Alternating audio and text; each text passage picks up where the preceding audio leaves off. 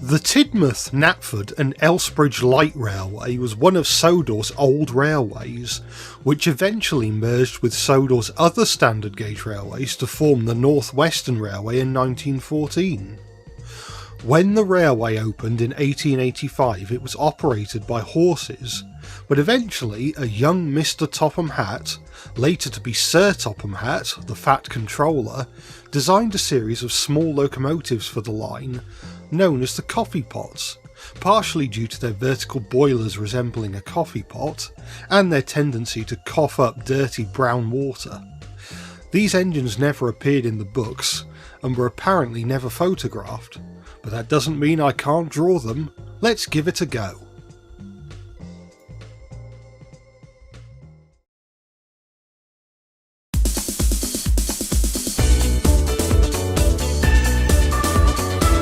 The first engine on the Tidmouth, Knapford and Elsbridge line wasn't actually a vertical boilered locomotive, at least not at first.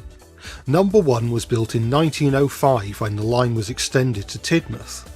The journey from Elsbridge to Tidmouth was deemed too much for the horses that had been running the railway up until that point.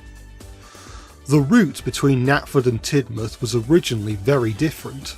It was a roadside tramway that ran around the headlands between the two towns. I've used this as an excuse to draw Minnie, as I've decided to call this engine, travelling through a street. This original route from Knapford to Tidmouth only lasted a few years. In 1908 the tramway was destroyed in a gale, and so a new line was built further inland, the one that is still used today.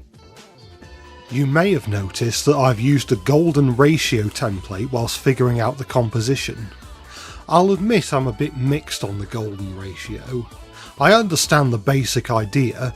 It divides the canvas, or part of the canvas, into different parts to make the image feel balanced and to draw attention to specific elements of the artwork.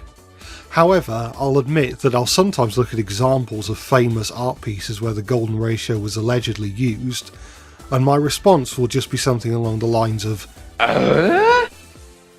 In this case, I've used a spiral to guide the viewer through various points of interest, starting with the gentleman with the top hat, then the pub sign, then the houses in the background, followed by the schoolboy, and finally ending with Minnie's face.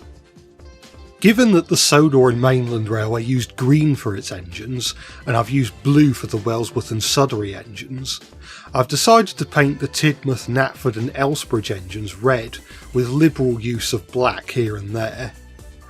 I've drawn Minnie in as-built condition. She was built by a shipbuilding firm out of spare parts, with a portable steam engine mounted onto the chassis of an old wagon. She ran like this for a few years until her boiler wore out, and a vertical one was mounted at the rear end of her chassis.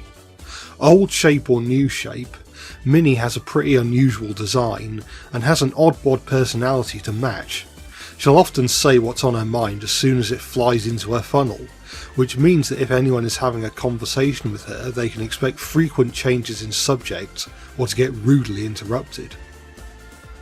Minnie served her purpose as the locomotive of the Tidmouth, Knapford and Elsbridge Railway for about 5 years, give or take. She never really did anything particularly remarkable or impressive, but she did the job she was given decently enough, and you can't say fairer than that. Eventually, however, she began to make awful groaning noises.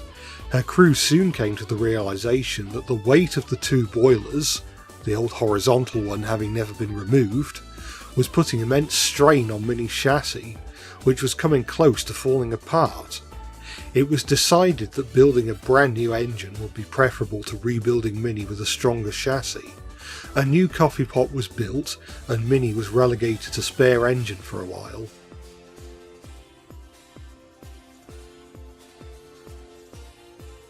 With that said and done, here is the finished drawing.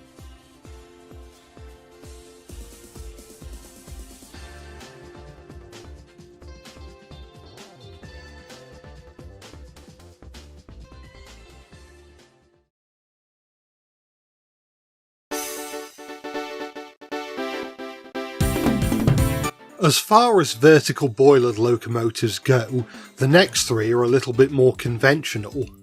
Number 2 was a much stronger and more capable design compared to number 1, with a much sturdier chassis. According to the Reverend W. Audrey's Railways of Sodor lecture, number 2's design was similar to those built by Sarah and Burgess for the Falmouth docks and the Port of Par. I've decided to go for a style similar to Edgar Hodges for this particular illustration. He never illustrated any of the numbered Railway series books, but he illustrated a number of supplementary material in the late 70s, such as annuals, activity books and jigsaw puzzles. His style could be described as similar to Gunvor and Peter Edwards, but still distinct, less impressionistic and maybe a bit more cartoonish. Aside from number 1, the coffee pots continued to work on the Knapford to Elsbridge line, which would eventually be extended to Farquhar to become Thomas's branch line, for many decades following the merging of Sodor's railways. This particular scene shows Thomas reversing into Farquhar sheds, allowing Roger to pass through with his quarry trucks. If you're wondering why Farquhar looks the way it does in this illustration, this is because this particular drawing is set prior to 1953. As this track plan shows, the Farquhar Sheds area was completely different in the years prior. Originally there was only one engine shed, and the line to the quarry didn't travel through the town, originally curving around it.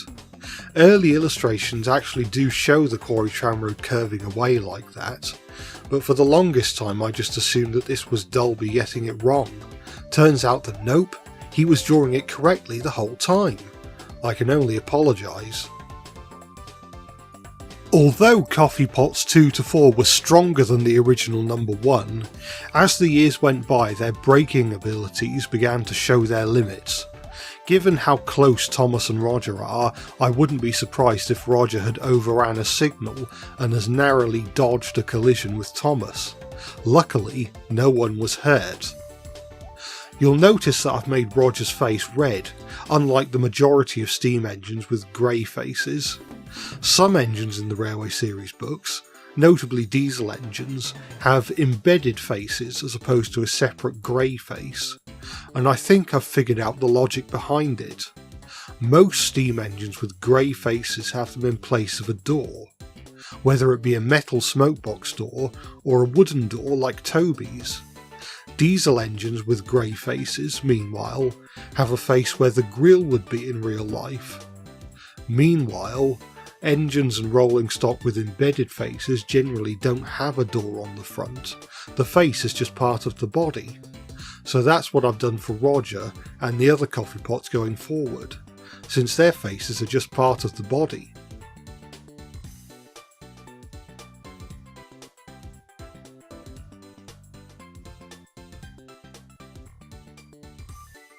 With all that said, here is the finished picture.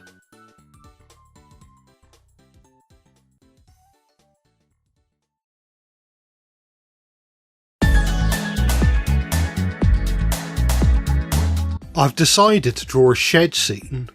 I don't believe that there is much, if any, documentation regarding the engine sheds of the TK&ELR. The current Tidmouth sheds, in its original form, was originally built in 1925. Knapford didn't get its own shed complex until the 1950s, and I don't think Elsbridge ever had a shed.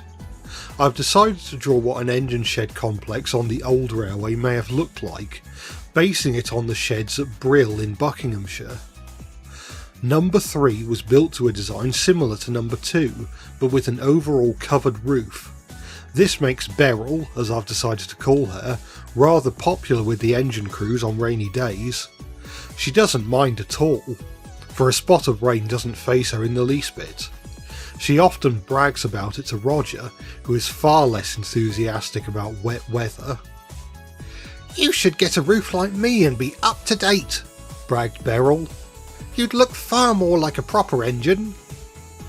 "No thank you," replied Roger. "You look less like an engine and more like a brake van. I think I'll stick to my own design, thank you very much." I've got Beryl pulling a series of coaches. These are of a design built by Brown Marshall and Company, who incidentally were the same company who built the original coaches for the Talyllyn Railway. The coaches in the picture are based on a set of coaches made for a railway in South America, but the shipment never took place, instead going to the Lambourne Valley Railway and finally the Selsey tramways. Potentially, one of these coaches may have ended up as the Quarryman's coach that makes up part of Toby's vintage train, along with Henrietta, Victoria and Elsie the brake van. I went and made some slight changes to Beryl's design towards the end, mainly to make her design a bit more symmetrical and to cover her wheels. During the time she was built, there were regulations in place that required roadside tramway engines to have their wheels and machinery concealed, not only to prevent people and animals from being dragged under the wheels, but apparently also in an attempt to stop frightening the horses that may encounter them on the roads. My understanding is that this rule was eventually relaxed when it was discovered that it was the sound, not the appearance of the trams that was startling the horses. I've concealed Beryl's wheels in a somewhat similar manner to a lot of steam trams in the Netherlands, mainly to make her tram skirts distinct from those of Toby and Mavis.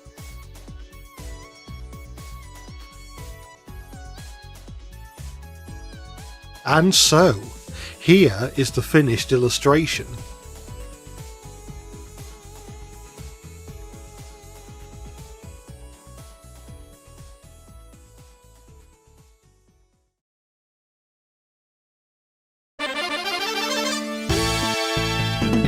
We don't know much about the fourth coffee pot, other than it exists. They were absent from Audrey's Railways of Sodor lecture, most likely having not been conceived at the time. We only know of number 4's existence from a passing mention in the island of Sodor, its people, history and railways. It's possible that we'll eventually get information that completely debunks my interpretation of the character, but for now, this is how I've imagined them. Number 4, aka Danny, is of a similar design to Roger and Beryl, but with a larger boiler and a cab at one end, somewhat resembling a standard gauge version of Chalona with a cab. This is another scene that I've drawn to take place after the merger of Sodor's railways, showing Danny on the Quarry Tram Road. This drawing has a bit of a John Kenny flavour about it, mainly because one of the references I was using was an illustration from Percy's Predicament. I do plan on going all out with the John Kenny style in a later video, so watch this space. Danny lasted longer than the other coffee pots, due to being a bit sturdier and more powerful, but as with their two siblings, their brakes were very much put to the test on the steep gradients of the quarry line. It didn't help that Danny was the sort of engine who didn't really like to ask for help. In their younger years, they feared being laughed at by the other engines, and eventually, as they got older, the fear of being laughed at gave way to fear of being scrapped. In the early 1950s, much to Danny's protests, their quarry tramroad duties were split with Thomas. Danny's duties were diminished even further when Toby arrived and became the designated quarry tramroad engine. It didn't help that Farquhar had appointed a new policeman who was a stickler for the old, rarely enforced law that mandated the use of cowcatchers and side plates. By this point, Danny was only being used for the occasional light shunting duties on busy days. One day they'd had enough, and decided to convince Toby's crew that Toby was tired from all the hard work, and that they should be let out to take the men to the quarry instead. The crew reluctantly agreed, and Danny headed up the tram road with the old quarryman's coach. To prove themselves even further, they took more trucks than they could realistically handle on the way back. The trucks surged forward on the hill, sending Danny flying. The angry policeman heard the commotion and chased the train on his bike to little avail. When Thomas and Toby woke up, they saw Danny derailed on a set of points in Farquhar Yard, with stones spilt everywhere. The Fat Controller arrived later that morning and had a stern word with Danny. They were put on a siding and stayed there for what felt like years. But by the time Percy arrived on the branch line, Danny had disappeared, never to be heard from again. Neither Thomas nor Toby know what happened to Danny, and have never quite plucked up the courage to ask.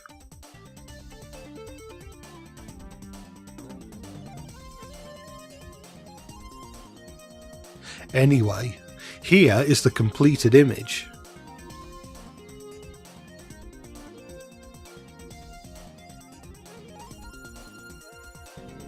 Fans of the TV series may be wondering why I haven't included Glyn. The simple reason for this is that when looking at the bases for coffee pots 2 to 4, it didn't really look all that much like Glyn, who was based on a Head Wrightson & Company tank engine of 1870s vintage. I was considering giving the name Glyn to number 2, but the engine classes looked so different that I decided to make all the coffee pots original characters. But with all that said, there were my interpretations of the Tidmouth, Knapford and Elsbridge Light Railways coffee pots. It's been interesting drawing these unconventional locomotives and depicting different environments that I haven't really covered in previous books. Let me know if you had a favourite of the 4, and be sure to subscribe if you want to see future videos on this channel.